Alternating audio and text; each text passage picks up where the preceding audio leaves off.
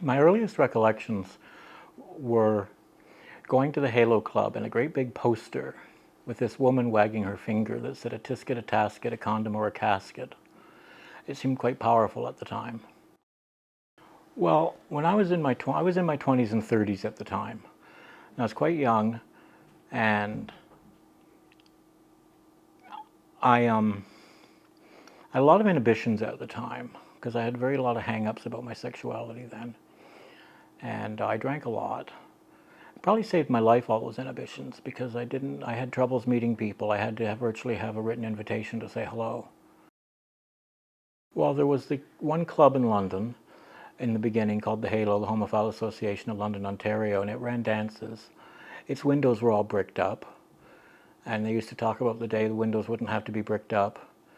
You'd go to Kitchener and they had a little tiny bar that was off a alleyway. Toronto, I recall, they used to have to park garbage trucks across the street from the St. Charles so that people wouldn't throw stones at Halloween. It was a very prejudicial society and a lot of hatred in it for what they didn't understand or didn't want to understand. It wasn't a case they didn't understand, they just didn't want to. Okay, they were very dark days. Remember, I carried condoms with me, although I had sex very rarely. I didn't do anything that you could transfer bodily fluids because I was too scared. In fact, it was very rare that I did anything. And everybody was scared. I was afraid to go to gay bars half the time. I remember the Halo used to have people that would walk you home if you asked. You wouldn't get beaten up because people waited in bushes for people. Well, that's when the gay pride started to hit off. I remember the first one I was in, 4,000 people marched from the Halo down by City Hall and over through to the, I think we went to the fairgrounds. But there were 4,000 of us, which made you feel very safe. I remember that particular gay pride, and it was on Pall Mall Street outside Halo. It was quite a good time, and I was particularly proud of everybody that did get out and did go in that march. I do remember at that particular gay pride, I'm trying to remember the year, it was 92 or 93, because the organizers marched us past City Hall saying that's behind us now, and some of the big liquor companies were starting to advertise at gay pride, which I found quite impressive that they were there and were being supportive. My life at the time? Well, it was about losing people. And if you didn't see someone around, you just didn't have to ask. They'd obviously were in hospital or they'd passed away. Well, I lost a boyfriend who I cared about very much. I remember going to the funerals of a few friends. I just stopped going to funerals because they were too depressing and too upsetting, and they were constant. Well, you certainly didn't feel very supported, especially when you had people out there picketing AIDS funerals. Not so much in London, but it was happening. I never noticed it happening in London, but I knew that it was happening in other cities. That, you know, God hates your child and your child is burning and all kinds of nonsense from the very far right at the time. It was very, very hurtful, and it certainly set like this opposition between the gays and religion, which was foolishness. I mostly don't want young people to forget that, and that it's very important, and those were their forefathers, those were their ancestors, those were their aunts and their uncles and their grandfathers that were dying. And also, not just dying, those were their aunts and uncles and grandmothers and grandfathers that were standing up and saying enough is enough. I lost a few friends, especially one that I remember that I was going out with that I quite loved, and he was only 28 when he passed away. Which was very upsetting for me.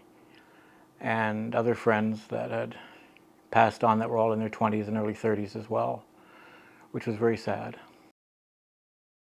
Yes, it was. If you found out you had AIDS, you just started making your plans.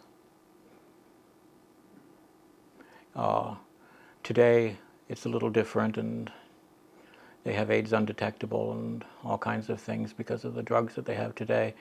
And it worries me today because people have gone back to sex without protection, and I found the important part was that we lost a lot of very smart young people who could have added so much to our society that aren't there anymore. And I don't want them to be forgotten. Society hadn't come around yet, and there were all these preacher shows about AIDS being God's punishment, and actually it seemed to me they were gloating that people were dying, and it made me very angry, and it was very hurtful, because people like my boyfriend, and his name was Kevin, and others that had passed away hadn't done any wrong. They were just gay men trying to do the best they could in the world in a very difficult situation. And being diagnosed with HIV at the time was like breast cancer in 1972. It was a death sentence. And everybody knew it. The gay community was working very hard on education, or trying to, because nobody else was. The health units were coming across. They seemed to be a little bit concerned. Well, they seemed to be a lot concerned, but at the time even the medical community was afraid to touch you. I was in the hospital for something else, and because I was gay, they put me in a room that had a sign on the door that I might be exposed, which was just really bizarre. Oh yeah, that reminds me of the Mayor of London, Diane Haskett, not that I'd mention names, who chose to not proclaim Gay Pride Day and made a big to-hoo about it, and she was taken to the Human Rights Tribunal where she lost and still insisted she was right, and instead of supporting her population and her people, she chose to attack them. She was a demagogue. I remember it was Jack Burkhart who turned around and called her a demagogue. The health unit seemed to be doing a lot where the politicians in the city, except for one Board of Control member, Diane Whiteside, she was very supportive, but she was very Labour, and Labour was very supportive. On part of our city governance, on part of our churches, on part of all the people that should have been supporting you were against you. There was an active attempt to avoid dealing with it, and there was a smugness. It's not going to affect me, it's only going to affect gay men. Oh, they do, until you look at Africa and other places where that simply is not the case. I remember on TV they tried to blame this one poor air steward of spreading AIDS all over North America, patient zero, and I never saw such stupidness in my life. And when I look back on it, it is even more stupid. I forget the poor man's name, but he was blamed for spreading AIDS all over North America.